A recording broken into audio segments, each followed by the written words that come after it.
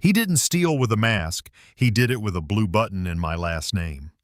The morning I found $100,000 missing from the retirement I'd built, nail by nail, my own son called it just placement, as if my future were a demo account. The worst part wasn't the money, it was the echo of years being told my caution meant I'd never scale. When he clipped my voice into a viral video and turned fatherhood into content, something in me finally hardened. I chose evidence over outrage. You took what wasn't yours, I told him, and I meant more than money. That's where our story begins. A quiet man, a forged consent, and a line in the grain that won't bend. Before we dive into today's story, take a moment to share where you're watching from. We love seeing how our stories bring people together from every corner of the world. Your thoughts and comments are what make this community so special, and we're truly grateful to have you here. If you haven't already, don't forget to hit that subscribe button and turn on notifications so you never miss a new story filled with drama, resilience, and unexpected twists. Now, settle in, get comfortable, and maybe grab your favorite drink because this is a tale you won't want to miss. Let's get started. October slips under the shop door before the sun, bringing the tin smell of frost and the breath of walnut dust. I wake before the farm report, grind coffee by hand, and listen to the birds sing. Rusty, my old hound with elbows like knots, watches from the mat as if punctuality were a trick I taught him. When the kettle clicks, I pour a black stream into my chipped mug. The shop sits 20 paces from the back door, a shed that got ambitious after the divorce. I framed it myself and kept the screws plumb even when my hands didn't feel that way. On the far wall hangs my father's jack plane, rosewood handle worn by a thumb that is not mine. He used to say, "A joint holds because you respect it twice, measure twice, cut once," and I burned the line into a maple plaque to keep me honest. Mornings begin the same. I check the order book, rub a thumbnail across penciled dates, and lay out boards on the horses the way a preacher sets hymnals. The bluegrass station clicks alive, mandolin, fiddle, voices that know about work, and I square the fence on the table saw. There's a face-framed pantry for the Jensen place, pew repairs for St. Mark's, and a coffee table in black walnut for a couple who want something heavy enough to outlast an argument. The first cuts slow me down. Walnut lifts its chocolate scent as the blade rises, and the offcuts fall away like calm decisions. When the shoulders fit tight without glue, I know my hands are still honest. I take the plane to a stubborn edge and watch a ribbon of wood furl like a dark river. Rusty sighs. The stove ticks. I think about lunch at the corner diner. She says, "Morning, hun." I say, "Morning." By noon, I load the truck with milled rails and a box of brads, then drive across town. Asheville spreads and slopes and bright trees, beer signs and galleries. At St. Mark's, Reverend Ellison shows me the splintered kneelers. He asks, 2 weeks enough? I answer, it is. He pays on time and never haggles. When the choir practices, the sopranos reach for a note my mother used to hum. I promise him 2 weeks and mean it. On the way back, I swing by the credit union to drop a check. Paula at the window knows me by name even when I wear my sawdust. "How's business?" she asks. "Steady," I say. I sign the stub and press it flat. A deposit slip draws a line between today's work and tomorrow's groceries. Late afternoon slides cool and blue through the shop.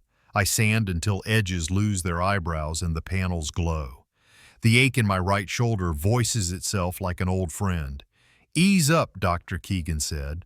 "Let the rollers work." I nodded, but it's hard to treat a body that's been a tool like a museum piece. When the bite gets bright, I stop and oil the plane.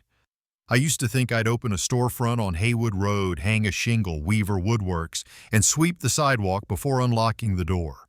Somewhere between the custody calendar, the mortgage that got cut in half and then doubled, and the silence where a marriage should have been tended, I put that plan on a high shelf. It's still there, as reachable as anything you don't climb for. Sundays, I call my son. Lucas sells software in Charlotte and speaks in quick stares of numbers. Pipeline, churn, target. When he was little, he'd sit on a stack of pallets and sand with both hands, and we'd count rings like birthdays. Now our calls are short. "You good, Dad?" he says. "I'm fine," I say. We leave the rest in the space between signals, like a board you mean to straighten later. Evenings I sweep, then write a line in the order book about what went right and what cut against the grain. I eat simple: eggs, toast, the end of yesterday's stew. Rusty gets a corner of cornbread and a scratch between the ears. The radio drifts into ball games. A neighbor calls, "Evening, Tom," and I answer, "Evening." Before bed, I open the laptop and sign into my retirement account, the steady ledger built nail by nail, invoice by invoice. Old habit: click, read the numbers, close the tab. The totals never surprise me. They do something quieter. They tell me I am steering my own chair. I look once more around the shop, the clamps like choir stalls, the planes resting on their sides, the maple sign catching the last lamplight, and flip the switch. "Come on, Rust," I say, and the old dog rises with his creaks. Cold rides the air like a warning and a blessing. Inside, I hang my cap, rinse the mug, and write tomorrow's list on a torn envelope. If a life can be kept square and true, this is how I keep mine, one pencil line at a time. Night settles over Asheville with the quiet authority of a wool blanket, and for now, everything holds. It was my birthday, the quiet kind that looks like a mug, a slice of leftover pie, and a dog snoring under the table. Rain brushed the kitchen windows as if it were testing the glass for weakness. I'd closed the shop early, shoulder-packed with heat, a small gift to myself. The radio talked about a cold front settling over the Blue Ridge.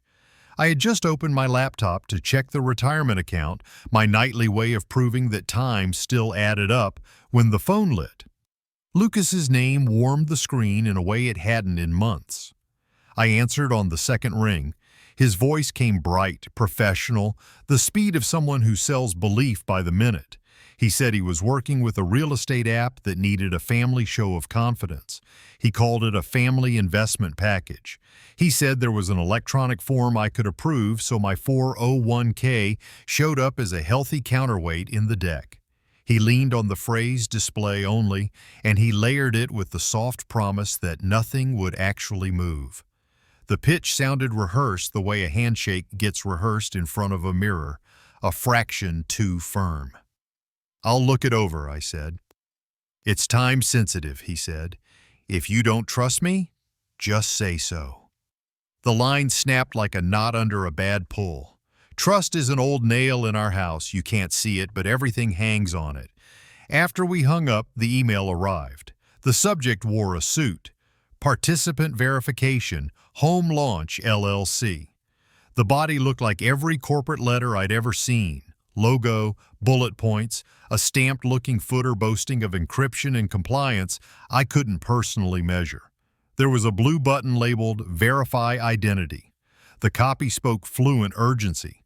The legal text was the kind of small print that dares you to admit you need your readers. I poured more coffee and read the letter twice. The text wore a steady, competent tone, like a foreman who'd done this 100 times without losing a finger. There were links to a privacy notice and to a glossary of escrow terms that said everything and nothing. Rusty thumped his tail in his sleep as if keeping count. The rain took a slow breath outside, and I remember Dr. Keegan telling me to listen to the shoulder. Caution, she meant rest, measure twice. I clicked the blue button. The page asked for my retirement portal username and password, which I entered with the same care I use on a fresh mortise. A pop-up texted a 6-digit code. I typed it, each number like a step down a staircase I hadn't walked before. The site redirected to a page that used a friendly shade of gray and a voice that called itself Guidance. It explained that this was authorization for display access, so the fund could be included in an offering overview. A small box was already checked. The sentence beside it was dense as wet pine. Aggregated view purposes only, no disbursement without further authorization. I scrolled, and a paragraph of legal condensed into a thicket. Rusty rose and scratched at the door, asking me to let the weather in. My eyes skated. I tapped confirm. The page flashed a green check and a thank you that felt too cheerful. I closed the tab with the expectation of clean lines. Habit pulled me back to my retirement portal. The login page stalled, then apologized for temporary maintenance. A second email hit the inbox, this one from something called Escrow Consolidation, Home Launch LLC, welcoming me to a display framework. The phrase display framework sat in my mouth like an unchewed pill. I had never heard of the company. Dinner cooled on the plate. I stood, let Rusty out, and leaned on the doorframe like a man who'd lifted something that didn't look heavy until he held it wrong. I told myself I had only given a view, not a key. I told myself that fathers who never take risks are just men who raise strangers. The radio moved on to sports. I let Rusty back in and wiped his paws. The small print kept walking around the kitchen, putting its fingerprints on everything. I called Lucas. Tires hummed behind him, turn signal clicking like a metronome for the road. He said he was driving between pitches and that everything I'd seen was standard, that these were the steps every serious family took when they believed. He said the maintenance message was normal during synchronization. He asked me to relax. He said that again, relax. He had learned that salesman trick where a command hides inside a kindness. Is Home Launch the app? I asked. It's the partner, he said. It's all fine. We rang off and I tried to make the kitchen feel like itself again. I washed the plate, dried it, set it back where it lives. I opened the email a third time and something finally caught the light. The domain in the verification link had an extra stroke in the middle, 2 letters that could pass for one unless you squinted. The sender's header, when I pulled it open to look at the bones, showed a relay through a server that lived nowhere near where it claimed to. The map in my head rearranged itself and the road it drew didn't go somewhere I wanted to be. My shoulder locked. I rubbed it and felt foolish. In the way only a careful man feels foolish when he realizes care has been borrowed against. I made a note to call the retirement custodian when the sun was up to use the number printed on the back of the card and not the one in the email. I made a second note to ask Reverend Ellison whether the church had ever seen anything like this with their pledge system. The note steadied me. The dog did too, the way he rested his chin on my boot as if it were an oath. I shut the laptop and sat without the radio. The house breathed around me. Rain stitched its name across the shingles, and the night came inside by inches, patient as a carpenter with a long cut. I thought of the maple plaque in the shop and of all the times I'd measured twice just to prove to myself that the line would still be there. I had clicked once. It felt like pushing a chisel just beyond the hand that should have stopped it. Somewhere past the window, Asheville went on beating its drum of bars and porch lights. In here, I listened to the sound a mistake makes before it's admitted. I would call at daybreak. For now, I kept my hand on the dog as if a body could hold the line steady with touch alone. Morning came thin and metallic, the kind of light that makes a kitchen look honest.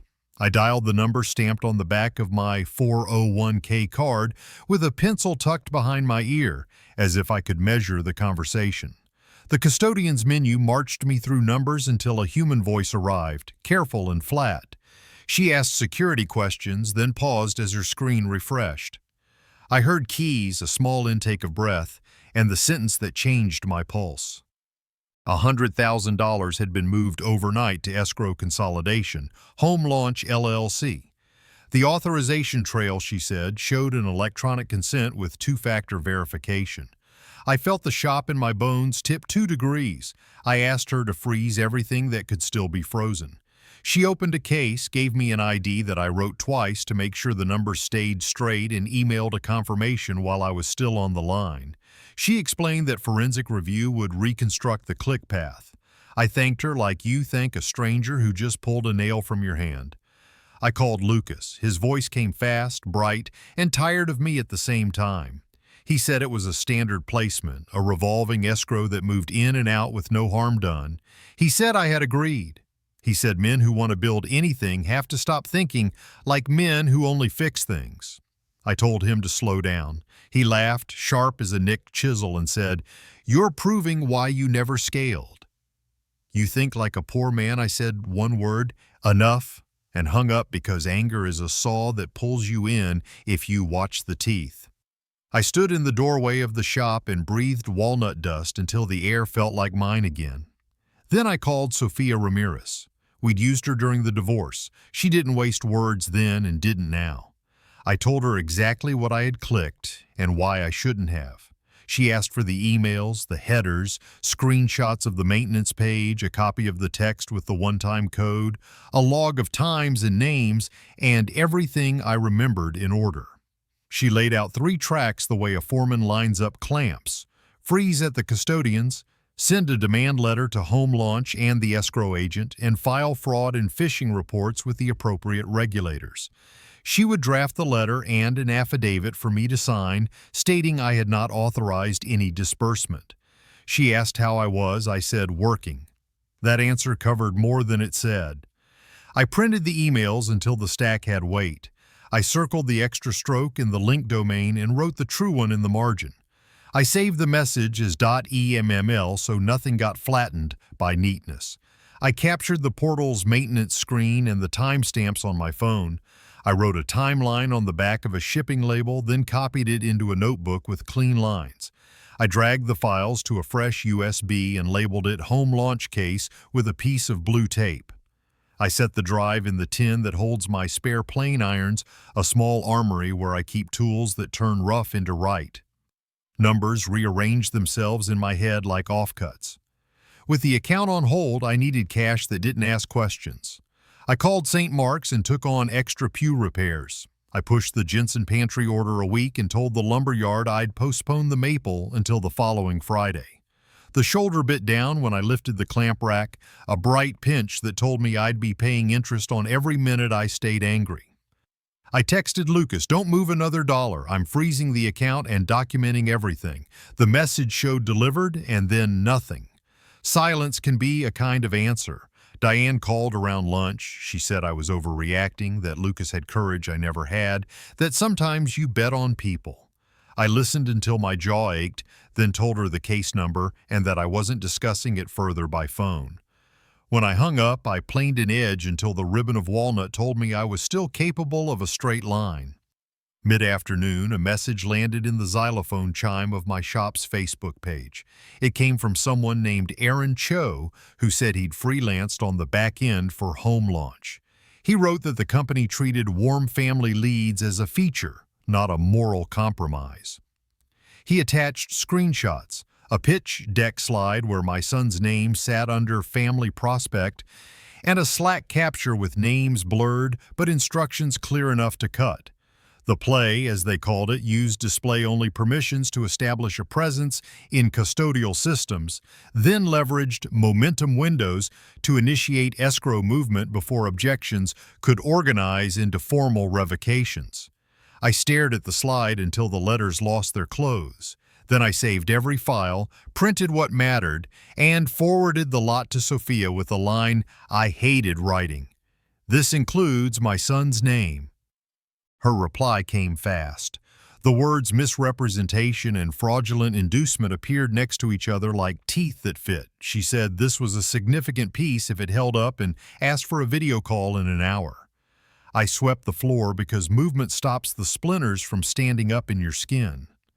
The day cinched down around the shop's rafters. Work and worry pull the same muscles. While the glue skinned over on a test joint, I ran the numbers on paper. Gas, groceries, Rusty's vet visit, the last half of the power bill, and the small pile I kept for the dream that used to be a storefront. I wrote postpone next to anything that could wait and accept next to anything that couldn't. The list made a quiet kind of sense, the way a frame squares itself if you respect the diagonals. Evening fell early. Sofia's draft demand letter arrived, precise and heavy. It recited dates and times, identified the contested authority, demanded immediate return of funds to the original custodian, and reserved every right a person like me doesn't know he has until someone writes it down. She asked me to sign. I read each paragraph aloud in a low voice, listening for anything that wobbled. Then I clicked to sign and watched the cursor become my name. The email left with a soft chime, a small whoosh like a brad fired into a tight corner. I shut off the shop lights until only the safety lamp glowed over the saw, a single circle like a moon that stayed to supervise. In that light, the planes looked like obedient animals and the clamps like a line of shoulders ready to bear down. I told myself that from now on I would speak in paper and dates and case numbers, not in apologies or explanations. I locked the door, palmed the key, and stood on the cold step while the night put its hand on my back. Tomorrow would ask for more of the same. I could give it. I'd measured enough. The next 72 hours moved like a stiff board through a narrow doorway. Progress measured in scrapes. At sunrise, I signed the affidavit Sophia sent, the cursor dragging my name across a paragraph that said what my throat could not. I had not authorized any disbursement. I had never consented to movement of funds, and the display language had been presented in a way no plain man could reasonably understand. I attached email headers, the OTP log pulled from my phone, screenshots of the maintenance page, and a clean list of times and names written in block letters.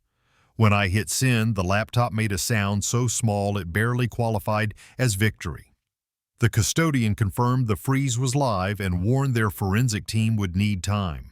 They were polite in the way people are when they stand between you and a fall. The representative spoke of workflow and queues. I wrote down her name, department, the minute the call began, and the second it ended. Every detail went into a binder I built from an old job folder. Timeline, emails.eml, OTPS, call notes, legal. I slid each page into a sleeve because paper that matters deserves protection. When the binder snapped shut, the clap felt like an oath. Home Launch's escrow agent answered with a template that could have been carved from lukewarm butter. We value your concern. We are reviewing. We cannot commit to any reversal at this time. Sophia sent a second letter that stopped being polite. She wrote misrepresentation as if it were a nail driven below the surface, then added fraudulent inducement and demanded an explicit account of who had touched what, when, and under what color of authority. I read her sentences twice, letting the grammar stiffen my spine. Cash flow required an uglier honesty. With the 401k frozen, groceries and gas needed to come from work that paid now. I called the Jensen family and explained that their maple would have to wait a week. I promised the completed pantry would be worth the patience.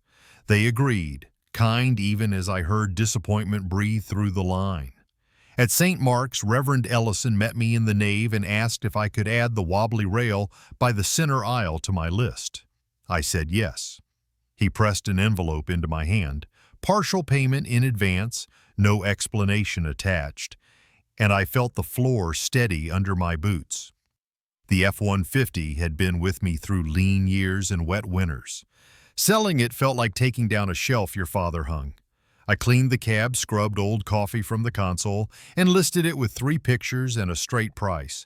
A contractor from Hendersonville counted out bills at the credit union parking lot. "She's got good bones," he said. "She does," I said. When he drove away, the space it left looked like missing teeth. I walked inside to see Paula. Paula Green had the kind of presence that made a lobby feel looked after. She pulled my file, flagged my accounts for internal fraud awareness, and offered me the small glass-walled room by the copier for my calls. "You can land here any time," she said. "Bring your binder." I did. Behind that door, I phoned the custodian, the escrow office, and Sophia, the binder open like a map. I kept my voice low and steady. When I needed to wait on hold, I copied notes from the shipping label draft into the neat notebook where I wanted this ordeal to live when it was over. The shop took on a different speed. The shoulder, insulted by the stress, protested every lift. I changed the way I worked. More causes and clamps, less brute carry, a rolling dolly instead of pride. I told myself to do fewer motions and make each motion mean more. The rails for St. Mark's lined up on the horses like good intentions waiting for a screw. I cut to the line and refused to rush the sandpaper. The ache pulsed a boundary and I honored it. I kept reaching for my phone to call Lucas and tell him the math that real men learn, principle is not potential. Each time I stopped my hand, I typed a short message instead. Do not move another cent. The case is frozen and documented. The delivered checkmark arrived and then sat like a stone. When Diane called, I let the first ring. Then I answered and listened while she told me this was an opportunity, that Lucas was brave, that I had always chosen the safe room. I wrote the time, her name, and minimizes risk, urges cooperation in the margin of my call notes. I'm handling this through counsel, I said. Please address anything else to my attorney. It sounded colder than I meant, but cold keeps wood from warping. Sophia and I ran a strategy call from Paula's borrowed room. She drew the lines clearly. She would press the legal claims and keep pressure on escrow. I would maintain the log, preserve every artifact, and refrain from any public statements. The custodian would complete the forensic trail and state in writing whether an authority chain existed where one was claimed. No social, she said, no Facebook parables, no Instagram warnings, no clever shopkeeper blog. We build this in documents, not in comments. Understood, I said. Good, she said. Precision will carry you. Back in the shop, I wrote 3 words on a strip of painter's tape and stuck it to the saw. Record, retain, relay, evidence is lumber. If you season it right, it won't twist when the weather changes. I packed the USB with a second copy of everything and labeled it Home Launch Case. B. I slid it into the tin with my spare plane irons, the place I keep steel that straightens wood, too stubborn to behave. On the third evening, an email from Home Launch leaned into my inbox with the weight of a friendly shoulder that isn't. It praised my engagement, restated that the display framework permitted aggregation, and implied that such aggregation commonly triggered escrow initiation events. The phrase worked like a craftsman who switches terms mid-quote and hopes you're too polite to notice. I printed the message and underlined the pivot. I wrote word swap in the margin and added it to the binder. I shut down the shop with just the safety light on, a ring of yellow around the binder on the workbench. The room smelled of walnut and machine heat. Outside, a front gathered itself over the ridge, and a long, low thunder walked the valley. I locked the door, palmed the key, and stood a moment with the feeling that the storm would do what storms do: arrive, spend itself, leave a clearer air. Until then, clamps and paper would hold what I could not. If you're still watching and finding these insights helpful, please comment 1 below to let me know you're with me. Now, let's keep going. The diner on Patton had a window fogged by its own comfort. Coffee breathed from the counter, bacon hissed like an opinion, and rain wrote its cursive against the glass. I chose the corner booth with my back to the wall and laid out what I had: a thin binder with the transfer receipt, the bad domain circled in ink, the maintenance screenshot, and the printed slide where my son's name sat under family prospect. I set my phone on the Formica and said to the waitress, as politely as a man orders a tactic, that I'd be recording a conversation, just a line between strangers so no one could pretend later that they hadn't heard it. When Lucas walked in, the bell over the door tried to make us normal. It failed. He slid across from me and reached for confidence as if it were a napkin. I tapped the voice memo. "This will be recorded," I said. He shrugged like that was something only old men worried about. I asked one question and kept it short, the way a cut stays straight when the line is clear. "Did you move $100,000 from my 401k into an escrow account labeled Home Launch?" He went to jargon faster than breath. Placement, revolving escrow, standard instruments. I asked again. He said my electronic consent covered it. I asked once more. He exhaled through his nose, all impatience and youth, and said, "Yes, because you authorized display. The OTP proves it." The room kept pretending it was just a diner. The waitress poured coffee with the same gravity she'd give a prayer. I opened the binder and turned to the page Aaron Cho had given me. The slide deck looked like all slide decks until your name is the one that blinks. "Warm family leads," I said, reading the words he had hoped would stay indoors. His fingers tightened on the laminate, then he snatched the page, skimmed, and tossed it back with a laugh that didn't have anywhere to land. "You're taking internal context and turning it into a conspiracy," he said. I pointed at a line in 12-point gray that called display only a precursor to initiation windows. "Words matter," I said. "This is not my seed round. This is my retirement." He called what I do small. He said men who fix cabinets never scale. He said the world moved faster than my hands ever would. I let the sentences pass like a weather front I had already covered the wood for. "It's my money," I said, "and you took it. The tape doesn't measure tone, but it'll hold the words." I gathered the printouts and slid them into the sleeve. The binder snapped shut. I told him all further communication would go through my attorney. He said something in the posture of triumph. I didn't write it down, and I don't miss it. Outside, the rain freshened into purpose. My phone vibrated before I reached the truck. Diane's breath came quick. She said I had humiliated our son, that I had weaponized paperwork, that I would crush his future because I couldn't recognize it. I logged the call, time, duration, thesis, and ended it before my temper could find the wrong target. I drove back to the shop with the window cracked, letting the day cool the anger until it could be handled. I set the binder on the bench and the phone beside my father's plane. One held a recording, the other held a shape of trust old enough to be furniture. I made tea because coffee can turn a man reckless, and I needed a slower heat. While the kettle gave its small sigh, my phone chimed in a tone I didn't know I had turned on. The screen showed my barber's daughter's app, then a flood of names I didn't recognize. Lucas had posted a video. The TikTok was all speed and posture, a jump cut of my voice asking about the transfer, a caption that said, "A father who doesn't understand the times," a pan across my shop framed to look cramped, a line about boomers and fear. The audio clicked between halves of sentences, hard jumps like bad joinery. The comments multiplied. Some were kind in the way strangers can be when they see a man being handled, but most lined up to throw stones at a father their phone had taught them to hate. I didn't answer. I downloaded the video, captured the comments with timestamps, noted the upload time, and wrote context cut at 0:07, jump at 0:11, misquote at 0:22 in my notebook. Then I forwarded the link to Sofa and attached the local file with a subject line that said simply, "For record." Every instinct argued for the long post, carpentry metaphors about grain and force, a reasonable man's explanation of consent and theft, the whole catechism of dignity. But dignity is sometimes a silence that refuses to hunt for applause. I turned off the notifications and turned on the task that never betrays me, sanding until a surface starts to speak.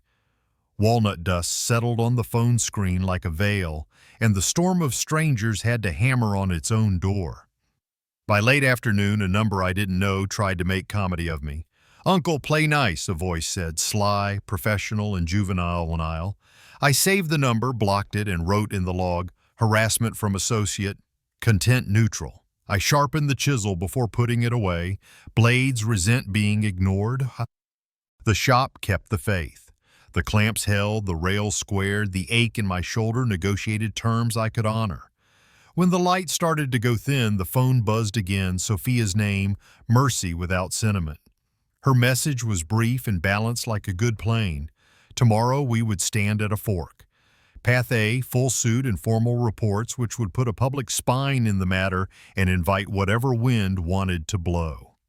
Path B, a private negotiation pushing for a complete clawback in exchange for non-disclosure. Sleep, she wrote, measure twice in the morning. I looked at the maple plaque I carved years ago, burned letters, still straight. Measure twice, cut once. My father taught me that to keep wood from teaching me instead. I shut off all but the safety lamp. The binder sat in the circle of yellow like a witness on a chair. I wiped down the plane and set it on its side the way he taught me, to save the edge. Night leaned against the shop. Beyond the door, Asheville hissed and steamed. In here I laid out two invisible boards in my mind, two possible lines. One would be loud and just, the other quiet and surgical. Either way, the next cut would decide the frame. I locked up and stood a moment under the eave, rain tapping a metronome on the gutter. When a clamp bites, you don't yank, you turn the handle until the pressure reads as truth. I could do that. I would. Paula's glass-walled room at the credit union is just big enough for a table, two chairs, and a decision. Morning light slides through the blinds in listless stripes. I set my binder down like a level and open the laptop.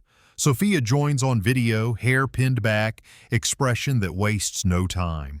She lays out the two paths as if she were snapping chalk lines on a floor.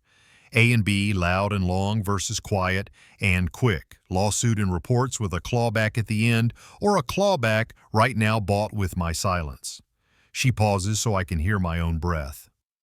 I think about the walnut rails waiting in my shop, the straight run they need. I think about the plaque. Measure twice, cut once. And how a man earns the right to cut by doing the math out loud. A, I say. We file. We report. We take it in the light. Sophia nods once. Good, she says.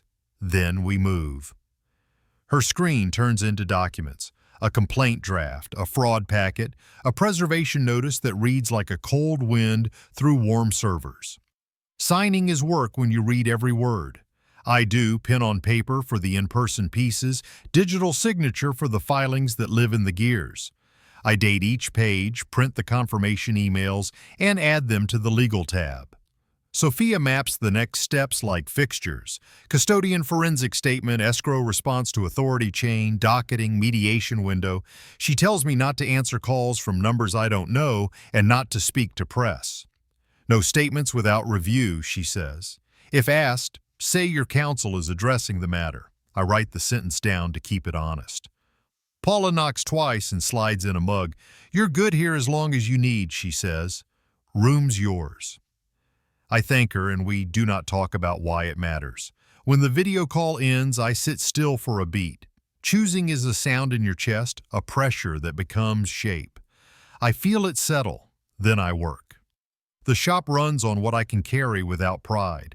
The pew rails for St. Mark's glue up clean, calls kissing the edges with even pressure. I cut replacement kneelers from poplar and sheath them in vinyl the color of a hymn book. The shoulder, insulted but cooperative, allows a smaller radius if I roll the dolly close and lift with the legs I still own. Between coats, I return to the binder. Call notes advance. Timelines get little check marks. Receipts find sleeves. It becomes a second craft, turning chaos into lumber I can stack. Midday, a local reporter emails. Soft voice in text about a human story behind a viral clip. I hear Sophia in my head. I type the sentence we drafted. I am represented by counsel and have no comment at this time. I send it and log the time. The phone hums again, friends forwarding the video as if I haven't seen it. A customer asking gently if I'm okay. I answer the order questions, none of the others. Politeness can be a boundary when it stands up straight. I hang a simple sign on the shop door before lunch. Temporarily limited hours. Prioritizing a financial safety matter. Thank you for your patience. The words are plain on purpose. I don't owe anyone a spectacle. What I do owe to myself and to people like me is the set of instructions I wish I'd had 3 nights ago. So I write them. The post takes shape like a jig. 7 steps, no names, no blame, just verbs. Verify custodian numbers from your card, not from email. Don't click blue buttons when you are tired, lonely, or hurried. Read the domain twice. Zoom in if you have to. Treat display as access until proven otherwise.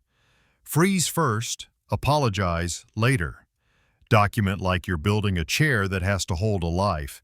I keep my father's voice out of it because I want the words to belong to anyone who needs them. I ask Sophia to read the draft. She trims a metaphor, approves the spine, and adds a line about saving original message files. I post it on the shop website under Notes from the Bench. I close the tab, then open it again to make sure the page lives. It does. I do not call Lucas. I do not call Diane. Love and permission are two different tools, and I've been using the wrong one. I write Lucas a letter I do not send. I tell him the day he carried sawdust on his socks into the kitchen, like he was showing me treasure. I tell him that money earned is heat you can stand next to. I fold the letter and tuck it into the legal tab. Some papers are meant to season before they're ready. By late afternoon, filings confirm receipt. The custodian acknowledges the fraud packet. Escrow replies that they have received a preservation notice and will coordinate with counsel. I read each sentence slowly. The words do not promise me anything yet, but they stop promising someone else things with my name. Work steadies me the way a good bench does when you lean into it. I oil the jackplane's sole and take a finishing pass over a kneeler cap, shaving so thin the curl looks like smoke. The radio murmurs ball scores. The shop smells like walnut and a little victory. When I lock up early, the sky over Asheville is a color the traffic reports would call improving. At home, I set the binder on the table and the plaque beside it, wood and paper like two parts of the same species. For the first time in a week, my appetite shows up where I left it. I eat slowly, wash the plate, and stand by the back door with Rusty while the yard lifts the day's damp into the coming dark. The phone stays dark on the counter. Silence tonight is not absence. It's room. Before bed, I check the website once more. The safety note has a comment from a stranger thanking me for plain language. The traffic graph shows a small hill where a flat line used to be. I think nothing of it, just a ripple, a kindness. I leave the laptop open so the tab glows while I make tea. When I come back, the hill has grown a shoulder. Someone linked the post in a neighborhood forum. I tell myself it's good if it helps one more person keep their hands. I close the lid and turn off the kitchen light. In the bedroom, I lay the day out on the nightstand. Phone, keys, a clean note card for the morning. I write 3 words at the top the way a man tests a blade on his thumb and finds it true. Record, retain, relay. I sleep with the tiredness that follows a firm cut, sure of the line. Even if the board still hums under the saw, somewhere out there the post keeps walking on borrowed legs. Tomorrow, I'll find out where. The first update came before sunrise. The subject line is plain as a ledger. Forensic review, preliminary. The custodian confirmed what I already knew but needed written. There was an electronic consent paired with an OTP. The note added a second sentence that changed the temperature in the kitchen. The authorization language presented to the participant was ambiguous in scope. They asked me to sign a supplemental affidavit describing the link's context and the timing of the messages. I printed it, filled the spaces carefully, and signed with the same pressure I used to seat a dowel. The coffee went cold before the ink did. At the shop, I fed the binder again. A new tab labeled Disclosures waited for what the court would soon require. Sophia had already sent a second preservation notice to Home Launch and the escrow agent, this time listing the deck from Aaron, the audio from the diner, the TikTok with its hard cuts, the email headers, and the OTP log. Each title arrived with a date like a birth certificate.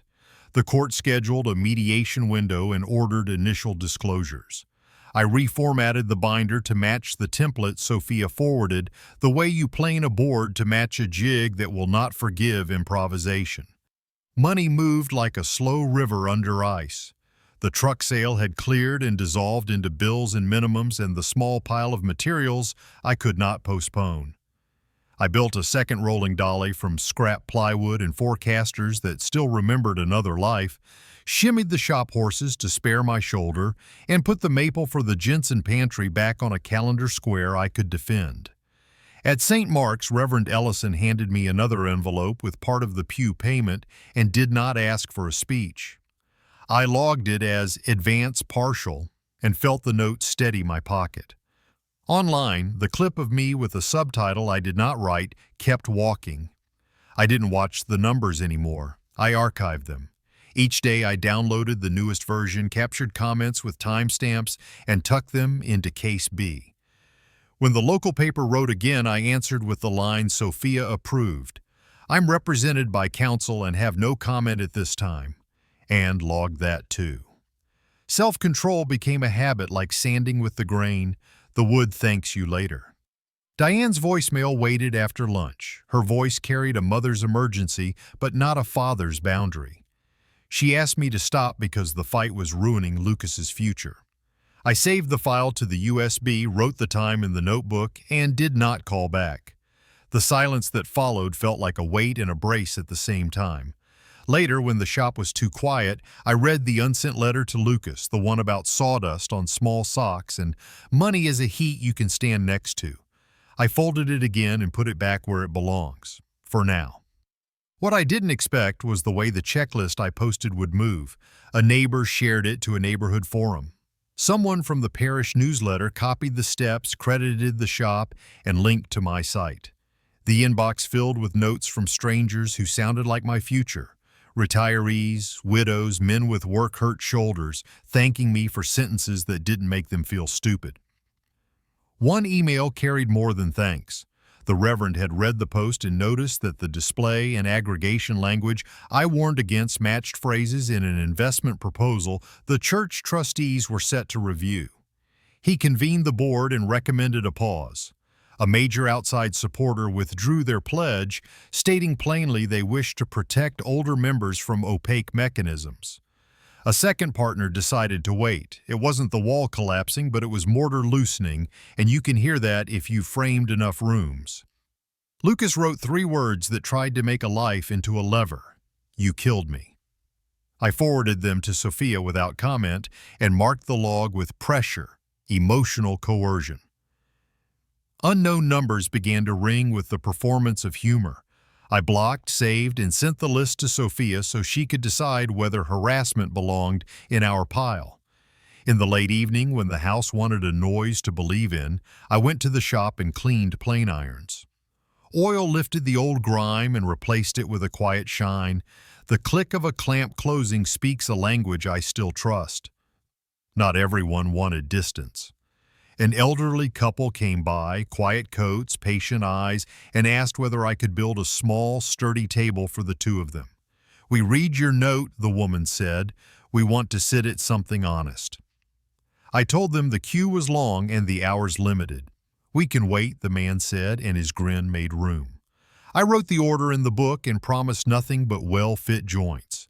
They left a deposit and a loaf of bread wrapped in paper that kept its own covenant. Paula stepped out from her station the next day and asked if I would speak for 10 minutes at a senior's lunch about the checklist. Practical only, she said. No names. I told her I had asked Sophia to approve the outline, and she nodded like a person who already knew I would do the careful thing. In the borrowed room, I printed handouts with bullet points and no stories and felt the difference between warning and theater. I am not a show, I am a shop. Toward the end of the week, Home Launch's council sent a letter that called itself an invitation to discuss a constructive path forward. It did not say non-disclosure, but you could hear it breathing in the next room. Sophia scheduled a prep call and outlined the mediation day like a cut list. Target a full clawback, demand takedown of the defamatory content within their control, require a written retraction if necessary, concede nothing on responsibility. We don't trade silence for the chance to repeat this, she said. We solve it or we try it. I locked the shop late, binder heavier by a finger. The sky over Asheville was clean and cold enough to make the bell at St. Mark's sound like metal behaving. Somewhere a boy I love wanted me to fold. Somewhere a company wished I would write a smaller ending. In my pocket, the list of dates and case numbers and names felt like a key. I stood on the step until the night agreed with me. Hope didn't arrive as a speech or a bright line. It came as the simple knowledge that paper, for once, might win over noise. I went inside, set the binder on the table, and turned off the light with a hand that didn't shake. The mediation office sits on the 3rd floor of a building that smells like copier heat and carpet cleaner. Frosted glass turns everyone into a suggestion before the door opens. Paula let me use the credit union's small room to gather myself first. One last sweep through the binder, tabs straight as fence pickets. I carried the lean version, the bad domain circled in ink, the OTP log, the maintenance screen, the audio from the diner, Aaron's slide with warm family leads, and my son's name anchored under family prospect, a printout of the TikTok with timestamps like little nails. The mediator was a man built like a coat rack, polite without decoration. He set the ground rules and placed a brass timer between two pitchers of water. On our side, Sophia, clipped and precise. On theirs, counsel for home launch, a representative from the escrow agent, and a woman whose job title used the word partner as if it could be stapled to anything. The room hummed with the mild anxiety of coffee machines. Sophia began by reading goals into the record. Full return of funds to the original custodian. Transfer costs covered. Reasonable attorney's fees. Removal of defamatory or misleading content within their control, plus cooperation with platforms to address the rest. A mutual non-disparagement clause. No gag that would prevent me from sharing a general safety checklist with my community. "We're not here to swap silence for the chance to do it again," she said. Her voice kept the sentence plumb. Home Launch's counsel called their model industry standard. He said display aggregation naturally precedes initiation events. He said ambiguity belongs to innovation like dust belongs to sanding. The mediator lifted a palm. Sophia laid the timeline out board by board, domain trick, OTP delivered under urgency, pre-checked box, welcome email from a third party I had never met, deck language that treated family accounts as a pipeline, and the edited video that turned a father's boundary into content. She did not raise her voice. She did not need to. The escrow representative tried to live in the word neutral. The mediator translated for him. Authorization language was at minimum unclear, and the associated publicity had a non-trivial reputational effect. I watched the timer count down and thought about how a cut that wanders early costs you twice at the end. We broke into caucus rooms. In our smaller box, Sophia said we had leverage but not luxury. "They want certainty," she said. "We want restoration and terms that prevent a repeat." Her pen mapped numbers on a legal pad, a quiet arithmetic of compromise that did not touch the principle. My phone buzzed. A text from Lucas asked me not to force him to take the video down. I slid the screen face down and handed the phone to Sophia. "Counsel only," I said. The words tasted like steel. She nodded. By the third shuttle between rooms, the shape of a deal leaned into place. They would return every dollar to the custodian within 5 to 7 business days and cover the wire and administrative costs. They would contribute toward my legal fees in a way the spreadsheet could respect. They would remove any content they controlled and submit takedown requests where they had an avenue. A mutual non-disparagement clause would keep us from painting each other in public, but there would be no non-disclosure preventing me from teaching what I had learned. There would be, at my insistence, a sentence acknowledging that the authorization language presented to me was ambiguous in scope. Counsel grimaced at that word and then wrote it down anyway. We signed a term sheet that felt like a temporary bridge with real weight limits. Sophia asked for a consent order draft to present to the court in case anyone developed amnesia on the way to the bank. The mediator clicked the brass timer off and thanked us like a man who has heard worse. I walked out into air that had not yet decided to be spring. The town looked workday ordinary. Delivery trucks, crosswalks, a woman with a scarf too red for the weather. Back at the credit union, Paula gathered a handful of retirees for the lunch and learn and asked me to keep it practical. I did. 10 minutes, 7 steps, no names. Verify phone numbers from your card, not emails. Zoom the domain. Treat display as access until proven otherwise. Freeze first, apologize later. Document like you mean to remember. A man in a veteran's cap asked whether a 6-digit code always means safety. A code proves a phone rang, I said. It doesn't prove the right person asked you to answer it. Heads nodded in that slow way people nod when they feel the grain under their palms. Afterward, in the doorway, hands found my shoulder, not the sore one, and a woman said thank you in a voice that made the room quieter. I folded the handouts into my binder and drove to St. Mark's, where kneelers waited for hinges. The sanctuary smelled like brass polish and old songs. Reverend Ellison met me in the aisle. He said the trustees had paused an investment that used the same slippery words I'd warned against. "You saved us a bruise," he said. I told him I hadn't saved anything, only named a crack before it widened. He smiled the kind of smile that belongs to men who have patched enough roofs to hear rain from a long way off. Back at the shop, I finished the last coat on the kneelers. The checklist on my site, which I had expected to live like a small sign tacked to a fence, had begun to travel on its own legs. The analytics graph rose like a hill-turned mountain. Sophia sent a note. The platform acknowledged our defamation packet and had escalated it. The custodian confirmed a wire was pending. Paper was finally outpacing rumor. I set the plaque, measure twice, cut once, beside the binder and wiped both with the same cloth, then laughed at myself for the sentiment and didn't take it back. I did not call Lucas. I did not check his feed. Love without a boundary is just a leak, and a shop can't run with all the pipes open. I wrote his name on an index card and slid it under the legal tab, a small private pledge that I would talk when talking could do good. Until then, counsel would speak for me, paper would carry me, and work would keep my hands between the lines. At dusk, the email from the custodian arrived. Wire pending, estimated credit in T+3. A separate message from the platform read under review. I stood under the eave of the shop while the wind came down off the ridge and made a sound in the poplars. The lights of Asheville stitched themselves on. I thought about how much of a life can be rebuilt with slow tools and enough clamps.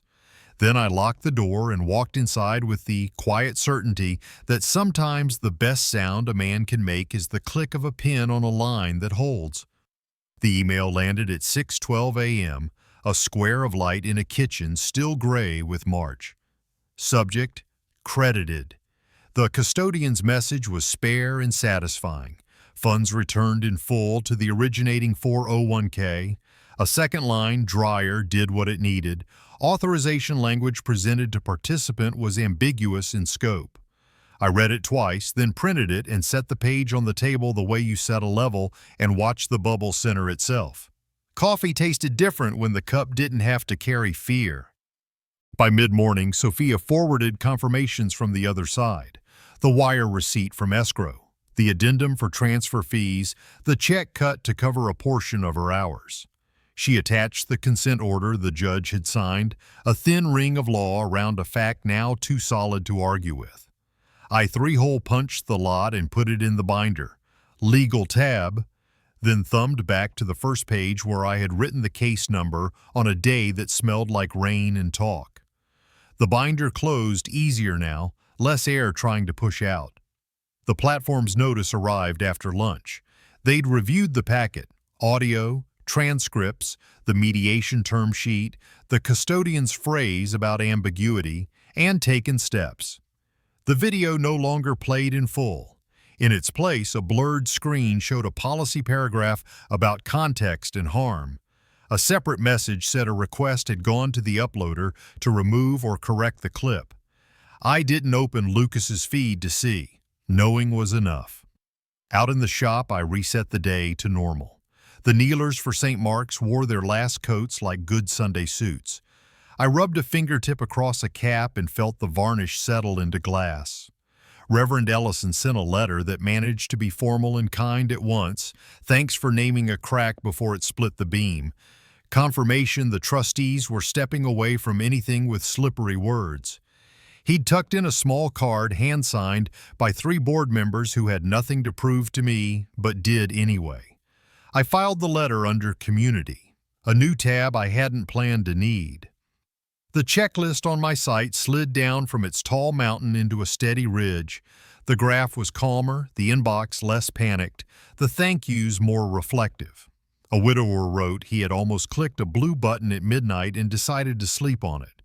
A retired nurse said she printed the steps for her bridge group. Paula asked if I could make the talk a quarterly thing, 10 minutes, no names, just the steps. I said yes. We'll keep it plain, I told her. Plain is what holds. Work found its way back into the right grooves.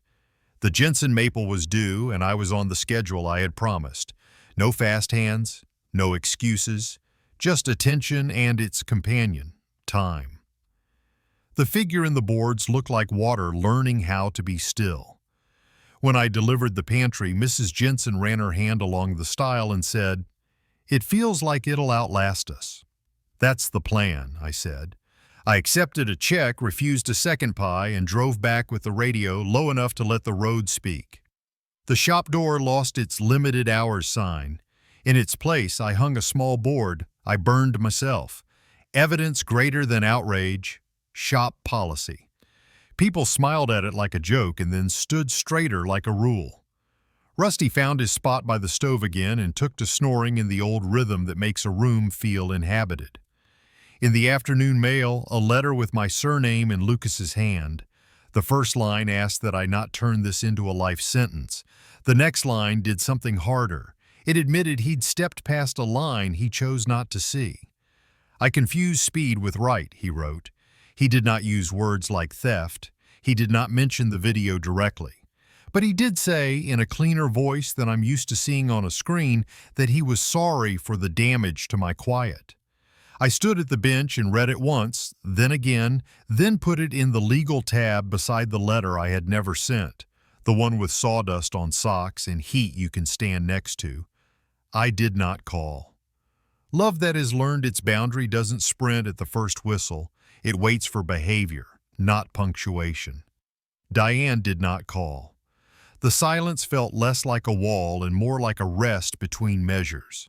I honored it. There is a difference between pausing and quitting. The house learned the new quiet the way a shop learns a new jig. Awkward at first, then obvious. I wrote 7 lines on a card and taped them near the switch where I power the saw. Read the domain. Call the number on the card.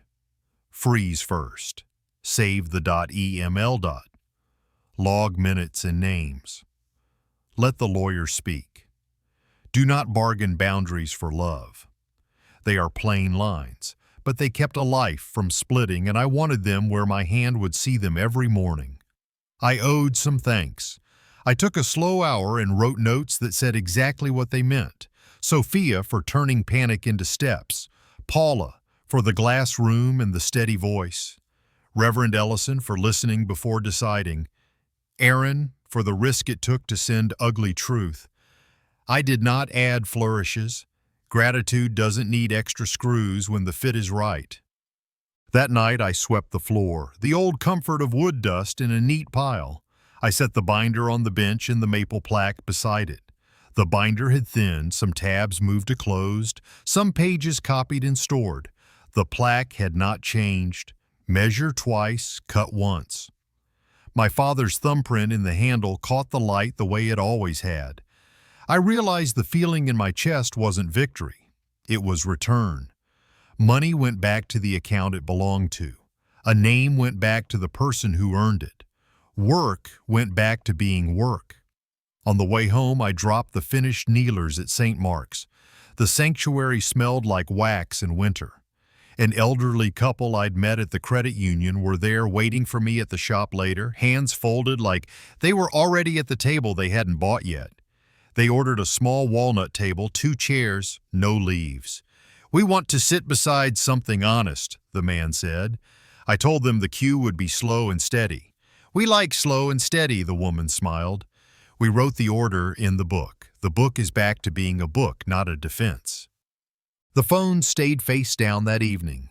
I ate at the counter, washed the plate, gave Rusty his corner of cornbread, and stood by the back door with the night. Somewhere out there, a company was rumored to be limping. I wished it no harm. Whatever it becomes or doesn't, that's not my job to narrate. My job is to keep the joints tight and the edges true. Before I turned out the kitchen light, I slid the binder into its spot on the shelf and left the plaque where it could see the door. I did not text my son. The condition for a call is simple enough to say and hard enough to do. Take the video down, apologize without marketing, and keep your hands off what is not yours. When those conditions are real, the latch on this door will lift.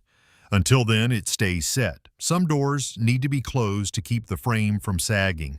Some stay a finger's width ajar so air can move. Mine is the second kind. Tomorrow, I'll mill the aprons for a table that will hold 2 coffee cups and a marriage.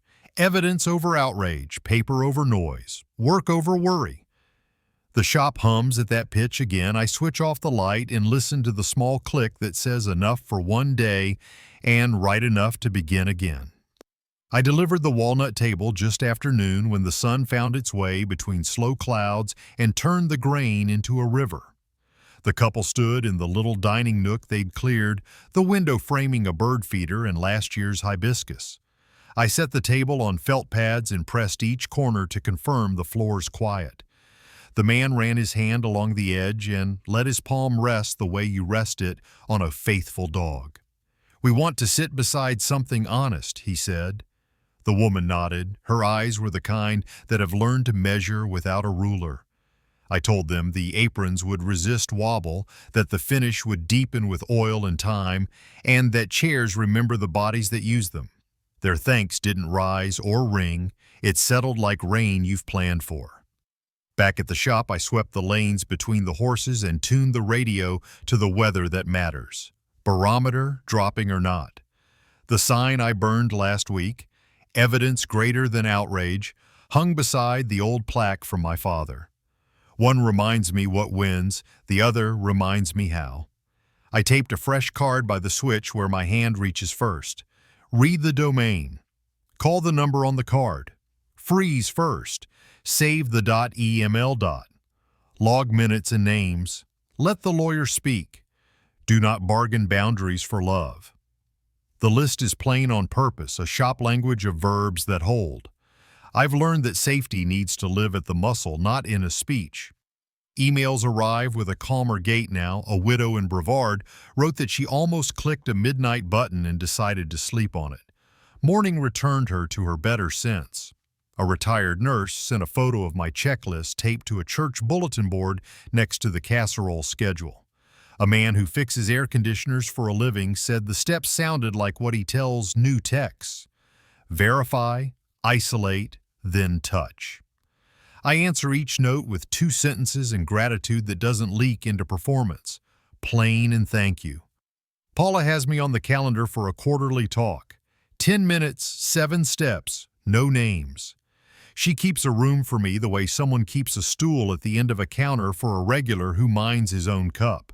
The first session filled with faces that could be cousins, work-worn, steady, allergic to grandstanding. We talk about second-factor codes and what they prove, about links that look like other links, about how display can be accessed that learn to whisper. I bring handouts and leave with questions that aren't really questions. Permission to be careful. Permission to slow down.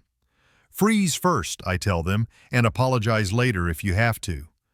The line always gets a quiet laugh that reads like relief. Reverend Ellison sent a note on letterhead that smells faintly of cabinet polish. The trustees have backed away from the pitch with slippery words. He wrote, "You helped us see the crack before the beam split." I put the letter in a new tab labeled Community because you ought to keep track of the people who choose sense over speed. I finished the last kneelers and returned them to St. Mark's, and the sanctuary seems to approve in the language of wood and wax. At home, the binder has thinned into something I can lift with one hand. Tabs marked closed occupy more space than tabs marked active. The consent order sits near the front like a certificate that doesn't need a frame. I don't check the platform, I don't check my son's page. The conditions for opening the family door live in clean lines on a card inside the legal tab. Take down what harms. Apologize without sales language. Keep your hands off what isn't yours. Love isn't revoked, just not permitted to sign for packages it didn't order. Boundaries aren't walls when they have a hinge. Lucas's letter is folded there too. It admits a line crossed without naming theft, and it says he mistook speed for right. I let the words sit like lumber seasoning under a roof. Wood rushed into use twists, so does forgiveness. When actions match, the hinge will swing. Until then, space is not punishment. It is the room a person needs to stand up straight without leaning on what they shouldn't. I keep my tools honest. The jack plane's sole stays oiled. The chisels hold an edge that doesn't surprise the wood. Rusty snores like a small machine. The shop keeps teaching what the rest of life keeps forgetting. Work at the pace that preserves the cut. Clamp in time, respect grain, and it will carry weight you didn't think it could. In that light, the last year looks less like a spectacle and more like a build. Measure, saw, adjust, fit, sand, finish. You don't celebrate after every step. You keep going because the piece isn't done. I write down one more small policy and tack it above the bench. Don't let a story talk you out of the evidence.